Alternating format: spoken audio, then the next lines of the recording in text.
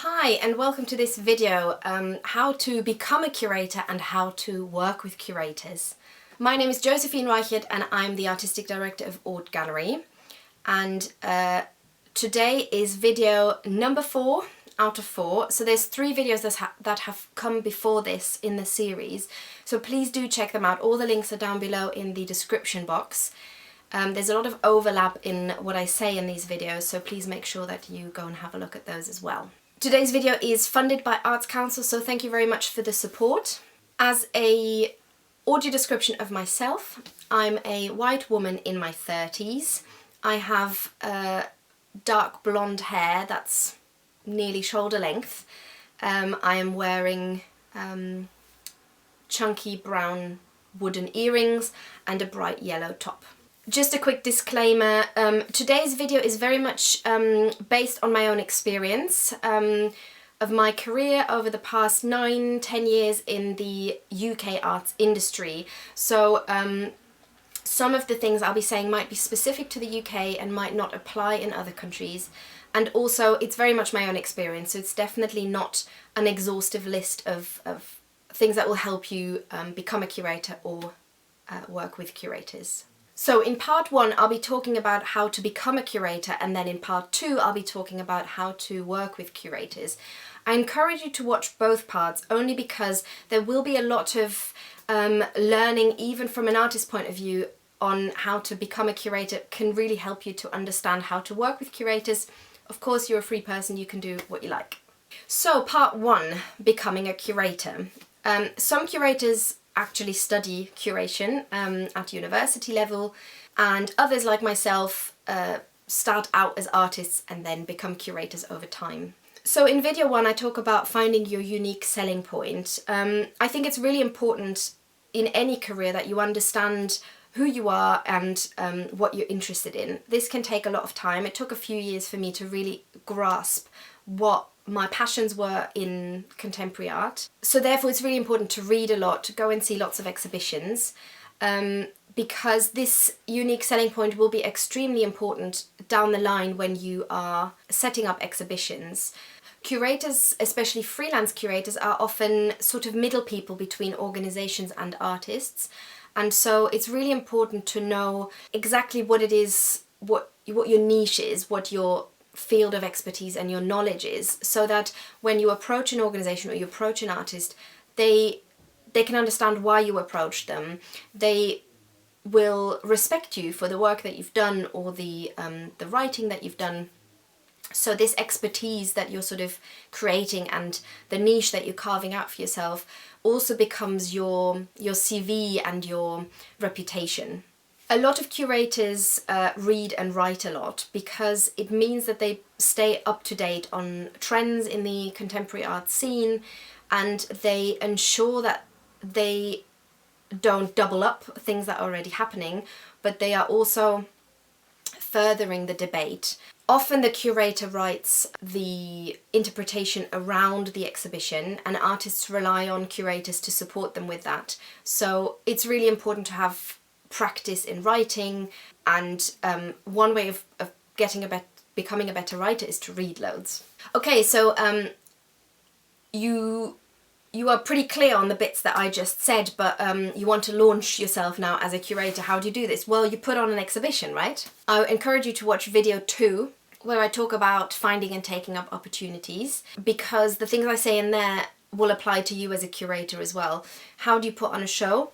Well, you have to find a space, whether this is an art space or a more unconventional space, and you have to find artists you want to exhibit. If you have never put on a show before, you might want to see whether you can shadow a curator when they're working, whether this is in a placement or a volunteering opportunity, or maybe there is an assistant curator role that an organisation is looking for. So it's worth looking out for those opportunities because they will give you work experience. They will also give you a better understanding of all the different elements that go into putting on an exhibition, and you'll also meet curators, which is always a good thing. You might have to fundraise to put on exhibitions. There are trusts and foundations who support curators to put on exhibitions, so it's worth looking into for that. You might already have a load of artists who you'd like to work with, or maybe you just have a general idea of who you'd like to work with. So if you are an emerging curator, it might be worth also finding emerging artists to work with. Unless you have contacts of people further on in their career, then that's fine. But it will be easier for you to convince essentially emerging talent, emerging artists to work with you, because they'll also be interested in getting that experience. There's also specific organizations like International Curators Forum who specifically work with curators. They put out opportunities, they put out paid opportunities, or similar organizations might support you in taking some time to research and design exhibitions, etc. So it's always worth looking out for those opportunities that are specifically aimed at curators, ideally emerging curators. If you curate an exhibition in a unusual space, a cafe, a library, an empty shopfront, then that can really be a test bed for you to test out new ideas, try out different approaches. Don't just follow what everybody else is doing. You know, you're trying to find your unique selling point. So how do you do this? You have to try out things and take the time to do this. Setting up exhibitions can essentially be a very quick process. That goes there, that goes there, that goes there, sorted. But for me personally as a curator, a lot more goes into it, a lot more thinking. So now, having worked in the field for nearly a decade, I go through a whole process before the installation day actually. I think about the theme of the exhibition. Is there some research I need to do? Is there a focus group that I need to hold to get some input from people from the community that I'm inviting to this exhibition? Are there any difficult issues within the exhibition that I want to make sure I preempt? Do I need to speak to the police? Do I need to put a trigger warning on the door and online?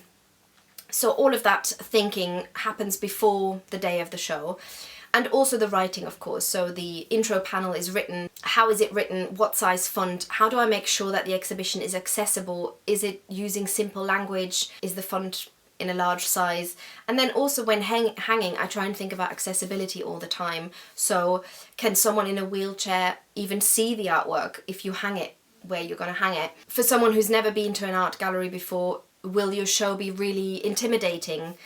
So you need to bear in mind who your audience is going to be, and also what kind of an audience you're hoping to attract. Even if with your first show you're not going to attract everybody who you'd like to reach, that doesn't mean that you can't make your exhibition as accessible as possible. As a curator, you'll be working with artists and you're supporting them with their career. You'll be a critical friend, you'll be an ally. You can also be working with these people for years and years. So it's really worth making sure you know really who they are.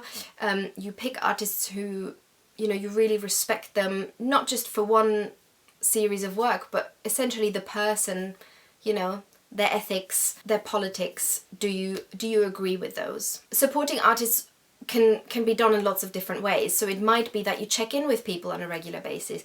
It might be that you become a kind of mentor. It might be that you just follow their career, write to them when you see, oh, they've had a great show somewhere, write to them and congratulate them.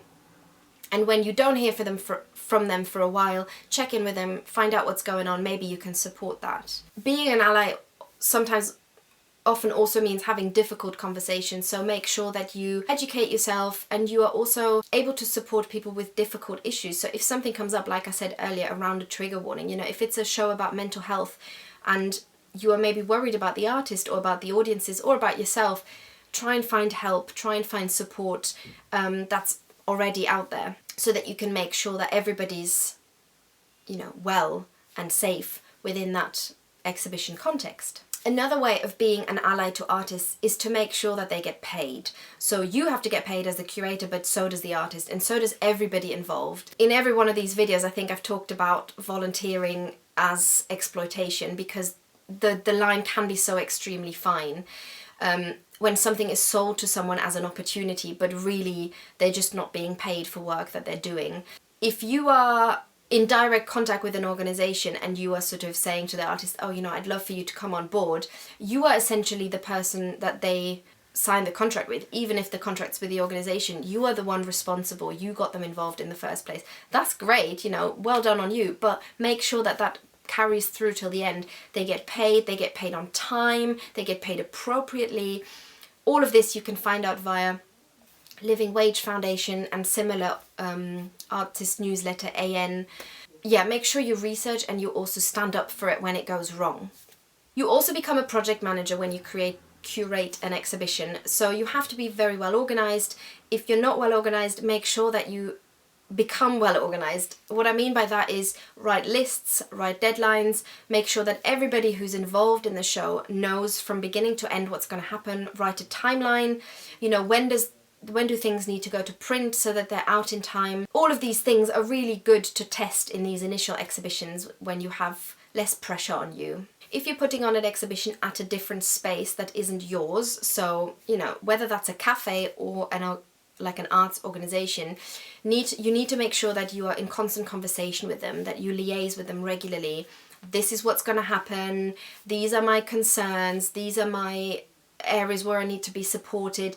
Don't just go in thinking that you can do everything. All of this is a learning curve. It's fine to say, you know, it's early stages in my career, I'm going to need support with this. As long as you're very clear, people will respect you for that. So don't pretend that everything's fine and then the day of the opening, you know, everything falls apart. For me, as a curator, there's also an element of audience engagement. So this depends on the size of the organization. They might have an audience engagement officer who you will be liaising with. It might be the marketing team, it might be the learning team, or it might be a very small organization where basically you have to do all of that. So make sure that you are very aware of who you're targeting. Targeting is one of those buzzwords used in the arts industry. Essentially, it just means who's the exhibition for. Obviously, the exhibition is probably for everybody, but who might specifically be interested in, which communities, which groups, what age are these people? And it might just be that you want to contact people in a more clever way. So you send flyers to youth centres, or you ring up some church or other faith groups to see whether they'd be interested in coming to see the show, if you know you think they'd be interested in it from the subject matter of the exhibition. Whatever it is, do research, think about that at the beginning of the planning for the exhibition. So part 2 of this video is how to work with a curator as an artist.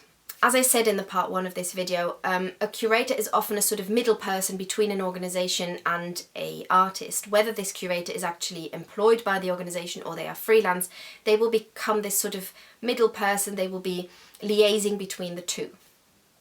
So for you as an artist, having a curator on your side is brilliant. You can make sure that you have a critical friend in them. They can look at your work and they can say, oh, you know, this isn't quite there yet. You need to improve this. And it's very difficult as artists to have these critical friends, so this can really be someone who is very honest with you and says, you know, you need to improve this body of work, for example. But they can also be an ally to you, as I mentioned. So how do you find a curator to work with? Firstly, research. It goes back to research. Using the websites of organizations who you look up to, look at who curates shows in these organizations, exhibitions that you've been to and that you loved. Look at who curated those. Next time, every time you go to a gallery from now on and you go and see an exhibition, check who curated that show. Find curators on Twitter, Instagram, LinkedIn, and as you're doing the research, essentially keep a list of these people and then dig a little bit deeper. Do you align with their thoughts, their politics, the things they say online? Do you agree with them? You don't just need any old curator. You need someone who you trust and someone who you can work with, who will represent you essentially. So make sure that, you know, you really agree with that person's standpoint. Ideal case scenario, you find someone who's a little bit further ahead in their career so that they can, I guess, help you up a little bit on that ladder. But that's not necessarily always possible or also always necessary. It's great maybe for your first experience of working with a curator to just have a very low-key experience where you put on a small show, maybe even in your own studio, and you just figure out with each other how this working relationship is going to work. If it's their first time curating an exhibition as well, it's a really great way of just getting your head around all the different aspects that you both need to think about when putting on your show. So once you've identified people who you'd love to work with, you can follow them on Instagram. You can go to exhibition openings where they worked on, you can introduce yourself, and Again, I would really say be very specific. Don't just say, oh, you know, hi, I'm Josie, I'm an artist, I'd love to work with you. Say why. I feel like we have a lot in common. I feel like I really respect you for the work that you've done. I love the show you did at X. I feel like it's good for you as well to represent me as an artist because of this. So show this curator that you've done your research, that you know who they are, and that you're not just coming at them completely cold. You're prepared. Curators will obviously also do research and go to exhibition openings, so you can invite curators to your own shows. And if anybody shows up at your show, make sure that you talk to them, that you introduce yourself personally, that you set up that personal rapport. You can also speak to other artists who you know and who might already have contacts to curators, and you can ask them to introduce you. Look out for opportunities where there is a curator part of this opportunity. So whether it is a commission or a residency, or very commonly studio visits tend to be done by curators or similar individuals. So those are great opportunities to apply for, because it gives you another way of meeting curators and introducing yourself and your practice. So now, hopefully you've found someone you're going to work with. How do you make the most of this opportunity? Firstly, make sure that you are very aware that this is an opportunity. This individual is there for you, and they're going to be supporting you to put whatever it is, exhibition or event, on with you. So don't underestimate how much this can be an opportunity. I feel like often artists underestimate it and they don't make the most of it. So how do you make the most of it? At the beginning, make sure that you speak to them a lot. You make it very clear what your expectations are. So for example, if in the past you haven't been paid by an organisation, speak to them about it. Say, I would really like to make sure that in this case I actually get paid, or I get paid on time. If they have certain contacts, ask them to introduce you. If you have certain access requirement, make sure that they support you with that. So they go to the organisation and say, this individual needs whatever it is. If they have connections to certain organisations, ask them to make that liaison for you. Make sure that you really exploit all of these avenues, because it's so rare to have this opportunity. Don't just let all of those things go by. Ask lots of questions. Be open to criticism. Don't be upset when someone says something that you didn't expect. You have the right to be upset when someone criticises your work, but once you've got over the stage of being upset, then go back to thinking about why they might have said this and whether that's true or not. It's fine if it wasn't true, well, you know, opinions differ, but it is so much better to have a critical friend and to have criticism than to just plough on and think, why did no one ever say anything? Don't ever think that you already know everything. It might seem very obvious, but trust me from my experience, a lot of people come across as they do. Sometimes confidence can be mistaken as arrogance, so make sure that you seem humble and open when you are meeting people. And finally, make sure that you set up a long-term relationship with this individual. So if they don't check in with you, just send them your newsletter, or ask them if you can sign them up to your newsletter. Once in a while, send them an update. Personally, as a curator, this still happens. I catch up with people and they catch up with me, and I always find it hugely important when people, after a 6 months or 1 year sort of radio silence, suddenly pop up in my email inbox, and I'm like, oh, what have they been up to? This is brilliant. And just because I've worked with someone in the past doesn't mean that I won't do it again. So, you know, there might be more opportunities further down the line for you as an artist. So make sure that you don't miss out on that by just sort of saying, oh, well, you know, tick that one off. I have now finished my relationship with this individual, next. So I really hope that this has been helpful for you. If you have any questions, please don't hesitate to leave them below, or you can also email me. My email will be in the description box below. Thank you very much for watching. Thanks to Arts Council for supporting this, and bye!